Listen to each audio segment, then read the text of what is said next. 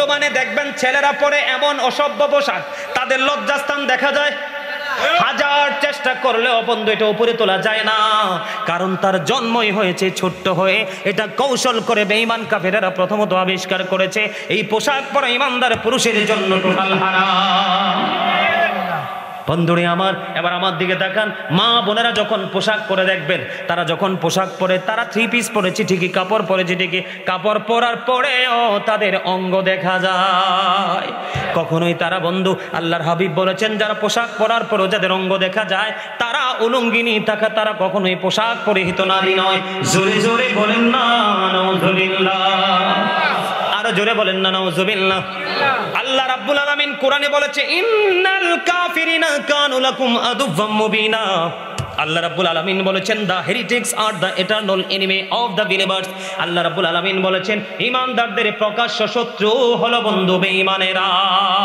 জোরে জোরে বলেন না নাউজুবিল্লাহ।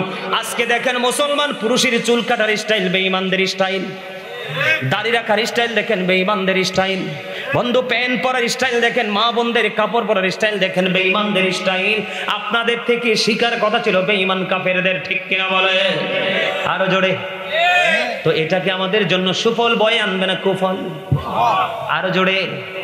আপনাদেরকে এক্সাম্পল দেই, এই যে ফিলিস্তিনের দিকে নজর দিয়ে দেখেন, কত ছোট ছোট কোমলমতি শিশু, এদেরকে নির্বিচারে বন্ধ হত্যা করে ফেলছে ওই বেঈমান ইহুদিদের। পরাণে একটু মায়া নাই, ঠিক কিনা বলেন? যদি তারা চাইতো, যদি তারা পারতো, গোটা পৃথিবী থেকে মুসলমানকে নিশ্চিহ্ন করে দিত। আমি আপনাদেরকে আরেকটা কথা বলে দেই, গত 19 তারিখে আপনার ফাইনাল খেলা গেছে কিনা বলেন? ক্রিকেট ফাইনাল অস্ট্রেলিয়া এবং ইন্ডিয়া। রওনা দিলাম, আমি আপনাদেরকে একটু মনে করে দিচ্ছি অপরাধগুলো। আমি যখন মাহফিলে রওনা দিলাম, যতগুলো দোকান দেখেছি, একটা দোকানেও তিল ধারণ করার ঠাঁই ছিল না। এই ক্রিকেট খেলা, একজনে দাঁড়াইয়া থাইকা দেয় ফিডা, আরেকজনে দেয় ইডা। আছে কি কিছু এখানে? খাবারের সময় চলে গেল, নামাজের সময় চলে গেল, পাশে কোরআন হাদিসের আলোচনা হচ্ছে, সেইটাও চলে গেল। আপনি সেই দিকে খেয়াল করলেন না। এই বেঈমান কাফেরদের একটা অপসংস্কৃতি নিয়ে আপনি ব্যস্ত হয়ে গেলেন। এটার নাম মুসলমানিত্ব নয়, এটাই হলো মুসলমানের ধ্বংসের কারণ। মনে রাখবেন, যখন ইসলাম প্রকাশিত হয়েছিল তখন ছিল ইসলাম গরিব, আজকে আবার ইসলাম গরিব হয়ে গেছে। এই কারণে বন্ধু কিয়ামত খুব কাছাকাছি। যেমন চুল কাটা একটা সুন্নত স্টাইল আছে, এটা আপনি বাদ দিয়ে দিয়েছেন, এখান থেকে ইসলাম আউট হয়ে গেছে মাথা থেকে, ঠিক কিনা বলেন? হাতের ক্ষতি, মুখের ক্ষতি থেকে মুসলমান নিরাপদ থাকতে হবে, অন্যথায় আপনি মুমিন হতে পারবেন না। এই দুটাই নষ্ট হয়ে গেছে। আছে না নাই? মা বাবার সাথে ভালো আচরণ করা, তাদেরকে ভালোবাসা ফরজ, তাদের সাথে খারাপ আচরণ করা হারাম। এখন বেশিরভাগ যুবক মা বাবার কলিজায় আগুন দেয়, এখান থেকে ইসলাম সরে গেছে, ঠিক কিনা বলেন? আল্লাহ রাব্বুল আলামিন বলেছে হালাল পথে উপার্জন করো। এখনকার মানুষ হালাল খাচ্ছে না, হারাম খাচ্ছে, সেটার তোয়াক্কাই মানুষ করছে না। সুদ ঘুষ অন্যায় করে করে মানুষটাকে উপার্জন করছে, এখান থেকেও বন্ধু ইসলাম চলে গেছে, ঠিক কিনা বলেন? এমনি করে করে আপনার জীবনে সকাল থেকে বিকাল পর্যন্ত আপনি যেদিকে নজর দিবেন, চাইয়া দেখবেন ইসলামের যে কালচার, ইসলামের যে বিধান, সেটার ধারে কাছেও মানুষ নাই। আমার কথা কি আপনারা বুঝতে পারছেন? আমার কথা বুঝতে পারছেন? জিন্স প্যান্ট পরা যাবে না। হ্যাঁ, যদি আপনি বানাইতে পারেন নাভি বরাবর রাখবেন, নিচে দিয়া টাকনোর উপরে থাকবো, তাইলে হবে। তবে যেই পুরুষ টাকনোর নিচে ঝুলি ঝুলি পোশাক পরবে, তার যৌবন শক্তি কমে যাবে। যেই নারী টাকনোর উপরে, অনেক উপরে শাড়ি বা আপনার সালোয়ার বা পায়জামা পরবে, তার যৌবন শুকিয়ে যাবে। বুঝতে হবে। আমরা কিন্তু আজকে সেই কাজগুলো থেকে অনেক অনেক দূরে চলে গেছি। তার অন্যতম কারণ হলো, আমরা যারা এই জগৎ সম্পর্কে আমাদেরকে বোঝাচ্ছে, শিখাচ্ছে, আমরা সেই দিকে যাইতে চাই, সেই পথে হাঁটতে চাই। কি করবেন? একদিন কিন্তু আমাদেরকে পৃথিবী ছেড়ে চলে যেতে হবে। বাঁচার কোনো উপায়? বাঁচার উপায় আছে? আরো জোরে বলেন, বাঁচার উপায় আছে? আমাদের বাঁচার উপায় নেই।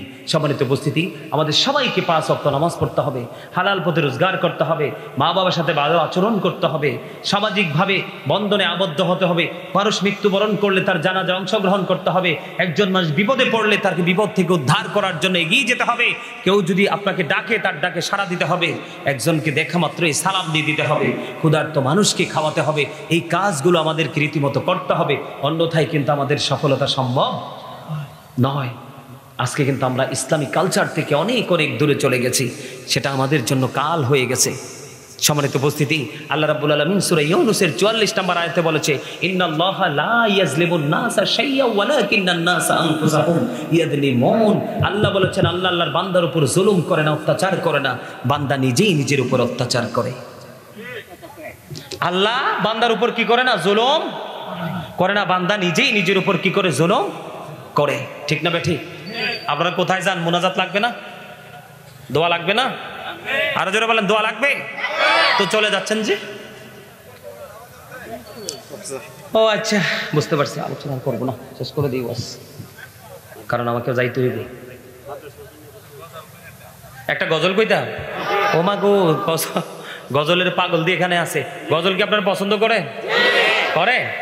তাহলে আমি একটু গজল গাই, আপনারা পারলে আমার সাথে সুর দিবেন। রাজি আছেন? রাজি? মাটির পিঞ্জিরা ভাঙিয়া চুরিয়া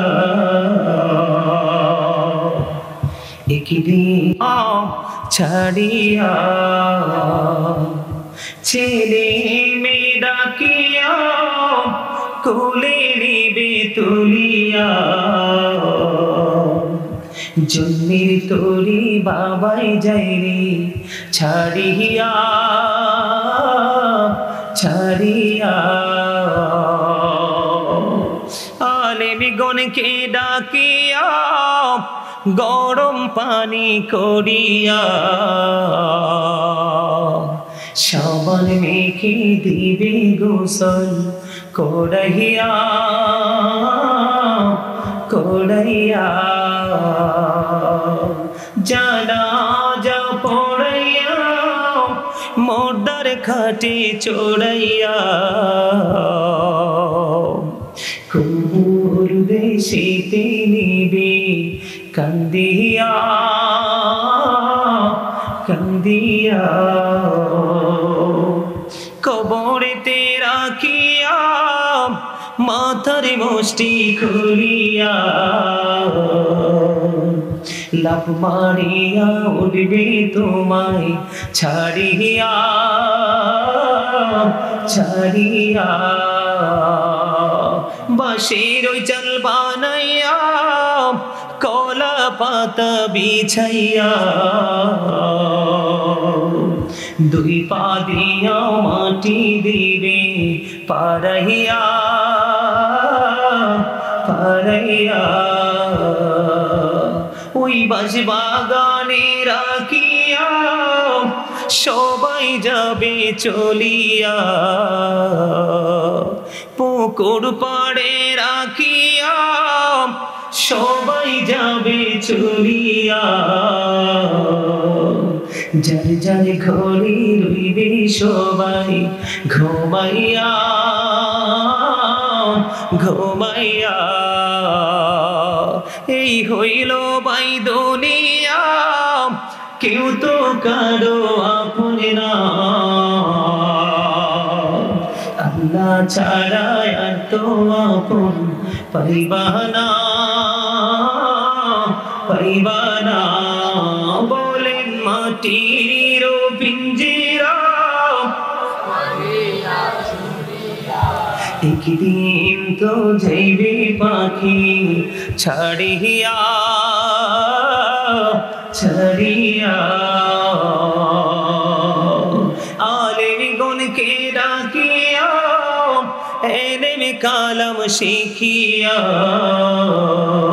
রোজা নামাজ লৌরে সাথী বানাইয়া বানাইয়া আল্লাহর জিকির করিয়া জবান রাখো বিঝাইয়া মৃত্যু কষ্ট যাইবে দূরে সরিয়া সরিয়া সময় বেশি বাকি নাই নিঃশ্বাসের তো বিশ্বাস নাই সময় থাকতে গোনা মাফলো চাহিয়া চাহিয়া মাটির পিঞ্জিরা একদিন তো যাইবে পাখি ছাড়িয়া। মারহাবা। এই কথাগুলো কি বাস্তব কথা না? সম্মানিত উপস্থিতি, শুধু নামাজ রোজা ইবাদত বন্দেগীর পাশাপাশি আপনাদেরকে আরেকটা কাজও করতে হবে। সেই কাজটা হলো আল্লাহ আল্লাহ রাসূলের সন্তুষ্টির জন্য কিছু দান সাদকাও করতে হবে। এই যে আজকে 4টা, এদিকে তাকান, আমাদিকে তাকান, আপনারা কি একটু ধৈর্য ধরবেন? আমার আলোচনা কিন্তু শেষ, আমি চলে যাব। ছোট্ট একটা হাদিস শরীফ আপনাদেরকে শোনাই।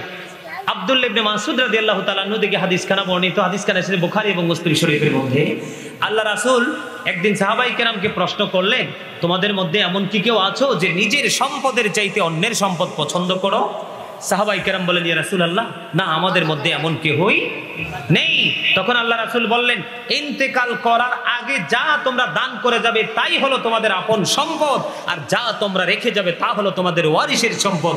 মৃত্যুবরণ করার পরে আর তোমরা এই সম্পদে মালিকানা দাবি করতে পারবা না।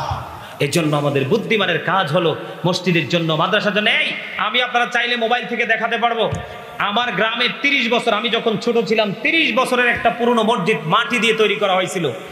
এটা এবার এমন অবস্থা হয়েছে, একেবারে টিনের চাল, মাটির দেয়াল ভেঙে পড়ার অবস্থা। আমি গুনাহগার, আল্লাহ কবুল করেছে। এই বছর আমি আমার একলা উদ্যোগে আপনার এই মসজিদের কাজটা ধরছি। 6 মাস রানিং চলতেছে, মসজিদের কাজ প্রায় শেষ করে ফেলেছি, প্রায় শেষ। ছাদের রং চলতেছে, তারপরে দরজা জানালা লাগাবো, টাইলস বসাবো, আমরা নামাজ, এতদিন ছিল 5 জায়গা না, এখন পড়বো আমরা জুমা। সম্মানিত উপস্থিতি, এইটাই হলো আমার আপন ঘর। কারণ আল্লাহ রাসূল বলেছেন, ছোট হোক বড় হোক, পৃথিবীতে যে আল্লাহর ঘর বানাবে, আল্লাহ তার জন্য জান্নাতে ঘর বানাবে। রাসূলের শান, রাসূলের মান, রাসূলের মর্যাদা বোঝার জন্য বিশ্বের অ্যাস্ট্রোনমারদের গবেষণায় উঠে এসেছে আকাশের মধ্যে 200 crore গ্যালাক্সি আছে। আকাশের মধ্যে 200 কোটি ছায়াপথ আছে। প্রত্যেকটা ছায়াপথের মধ্যে 10,000 কোটি করে তারা আছে। এর মধ্যে একটা তারকার নাম হলো নিউটন স্টার। এই নিউটন স্টার তারাটার 1 চা চামচ পদার্থের ওজন হলো 1000 মিলিয়ন টন।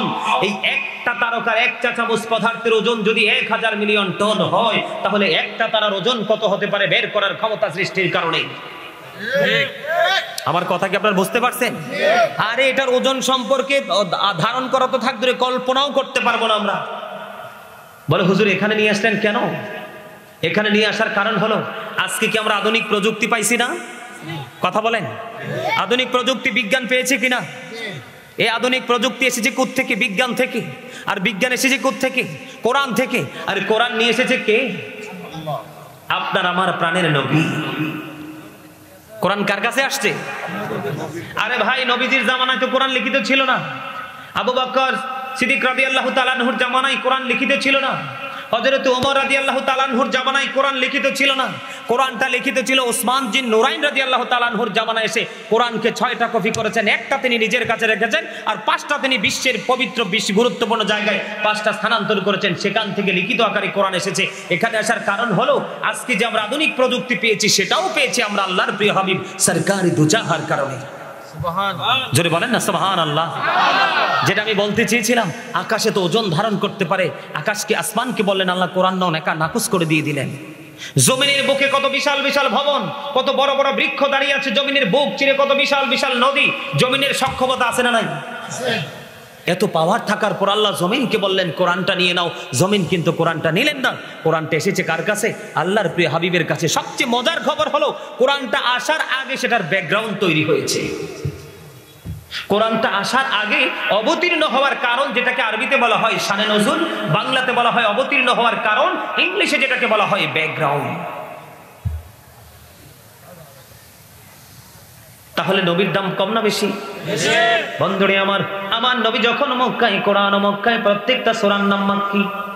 আমার নবী যখন মদিনায়, কোরআন বন্ধু মদিনায়, প্রত্যেকটা সূরার নাম হলো মাদানী। আমরা দামি না কম দামি? এখন দামটা কি আল্লাহ কমাইছেন, আমরা নিজে কমাইছি? আমরা নিজে কমিয়েছি। আমাদেরকে সচেতন হতে হবে, আমাদেরকে এলার্ট হতে হবে, পরকাল সম্পর্কে আমাদেরকে ভাবতে হবে।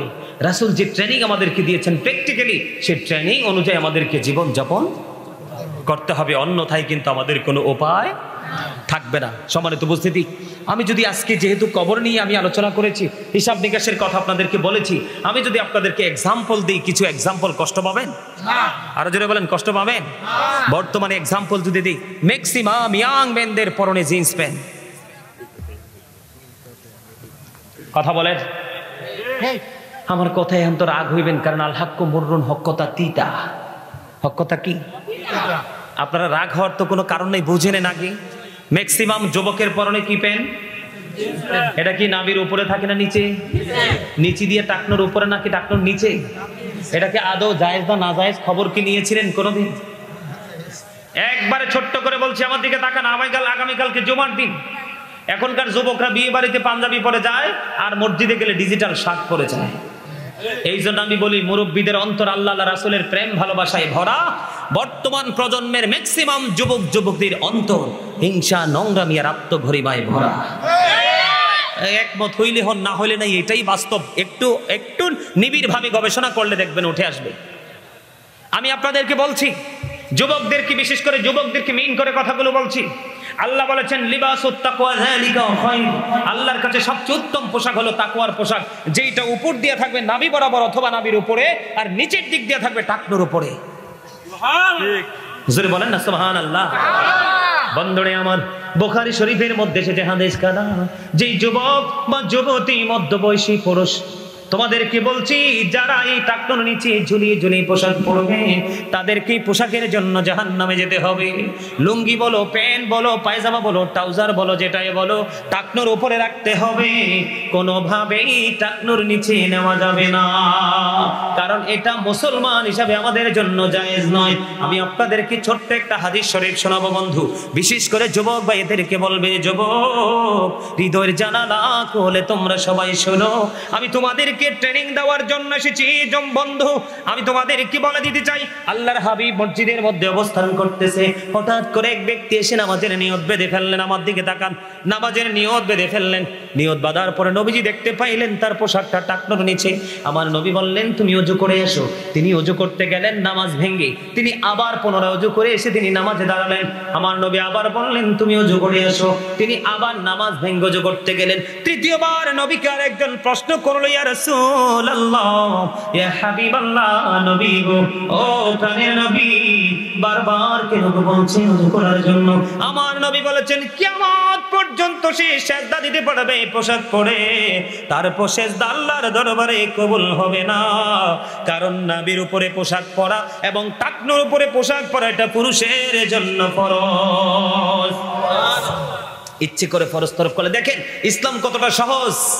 আবু বকর সিদ্দিক রাদিয়াল্লাহু তাআলা আনহু প্রশ্ন করলেন, ইয়া রাসূলুল্লাহ, ইয়া হাবিবাল্লাহ, নবী গো, আমার পোশাকটা কিন্তু আমি সব সময় টাকনোর উপরে রেখে পড়ি, মনের অজান্তে টাকনোর নিচে চলে আসে। যখন টাকনোর নিচে চলে আসে আমি এটাকে উঠিয়ে ফেলি। ইয়া রাসূলুল্লাহ, আমি কি সাজার অন্তর্ভুক্ত হব? আমার নবী বলেছেন, যারা অহংকার করে করে ঝুলিয়ে ঝুলিয়ে টাকনোর নিচে পোশাকটা পরে, তারা সাজার অন্তর্ভুক্ত হবে।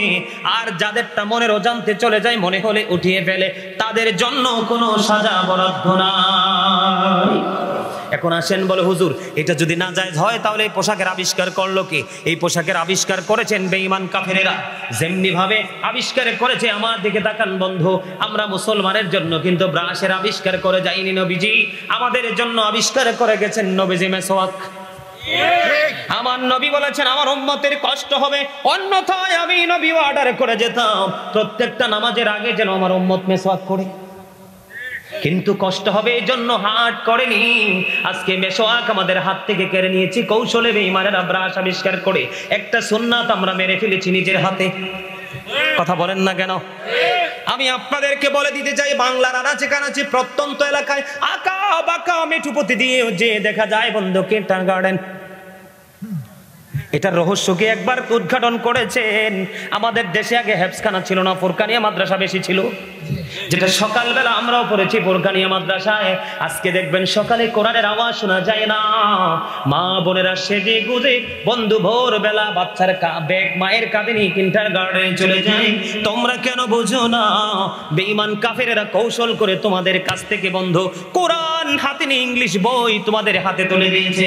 বলে হুজুর ইংলিশ কি পড়াটা কি অন্যায়? নয়, ইংলিশ পড়া অন্যায় নয়। এটা পৃথিবীর জন্য তোমাকে পড়তে হবে যদি তোমার চাহিদা থাকে, যেমন আমি পড়েছি।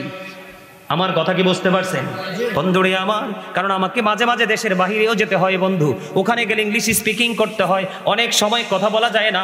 পাশের দেশ ভারতে গেলে আপনি কথা বলতে পারবেন না। ছোট্ট ছোট্ট বাচ্চাগুলো আমি 2018-তে পুরো ভারতবর্ষ সফর করেছিলাম, তাজমহল থেকে ধরে যত দর্শনীয় স্থান আছে সবগুলো আমি সফর করেছি। দেখেছি ছোট্ট ছোট্ট বাচ্চা পর্যন্ত ইংলিশে কথা বলে, তাদের সাথে বাংলার মানুষ উত্তর দিতে পারবে না, অথচ মাস্টার্স কমপ্লিট, কারণ তার স্পিকিং ইংলিশ অত্যন্ত দুর্বল। ঠিক কিনা বলে? আল্লাহ রাসূল শিক্ষা দিয়েছে। দেখেন, আপনি যে সন্তান জন্ম দিয়েছেন শুধু জন্ম দিলেই হবে না।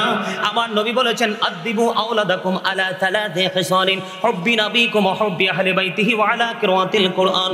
আমার নবী বলেছেন তোমরা তোমাদের সন্তানদেরকে তিনটি বিষয় শিক্ষা দাও। একটা হলো হুব্বি নাবিকুম, teach the love of the prophet, নবীর ভালোবাসা শেখাও। এরপরে বলেছেন হুব্বি আহলি বাইতিহি, নবীর পরিবার আহলে বাইতের ভালোবাসা শেখাও। আল্লাহর হাবিব বলেছেন ওয়া আলা কিরাতিল কুরআন, তুমি তোমার সন্তানকে কোরআন তেলাওয়াত শেখাও। Learn to recite the holy Quran. জোরে জোরে কন্না সুবহানাল্লাহ। আপনি বাবা হিসাবে আপনার সন্তানকে আগে ইমানের ট্রেনিং দিতে হবে। এই জন্য নবী বলেছেন তুমি আগে তোমার সন্তানকে নবীর প্রেম শেখাও, কারণ নবীর প্রেম নাই তো ঈমান নাই। কথা কি বুঝেন না আমার? বলে হুজুর নবীর পরিবার তাদেরকেও ভালোবাসা ফরজ। নবীর পরিবারের অন্যতম সদস্য হলো দুইজন, অন্যতম সদস্য দুইজন, ইমাম হাসান হুসাইন রাদিয়াল্লাহু তাআলা আনহু। রে বানিয়া পাড়ার যুবক, তোমাদের জন্য নিউজ, তোমরা চমৎকার খবর শুনে যাও। জীবনে আর যদি কোনোদিন দেখা নাও তো হতে পারে, আবার হতেও পারে যুবক। একটা মেসেজ শুধু তোমরা মনে রাখবা, নবী শুধু আমাদের জন্য রহমত নয়, নবীর যে কলিজার টুকরা মা খাতুনে জান্নাত ফাতেমার দুই কলিজার টুকরা হাসান হোসাইন, এই দুইজন পৃথিবীর যুবকদের, ইমানদার যুবকদের লিডার হবে, সর্দার হবে। আমার রাসূল বলেছেন বন্ধু আল হাসান ওয়াল হুসাইন সাইয়্যিদ শাবাবি আহলিল জান্নাহ। আমার নবী বলেছেন ইমাম হাসান এন্ড হুসাইন আর the leader of younger people in Jannah. আমার নবী বলেছেন সকল ইমানদার যুবকদের জন্য ইমাম হাসান হুসাইন জান্নাতে সর্দার হবে। জোরে জোরে বলুন না সুবহান।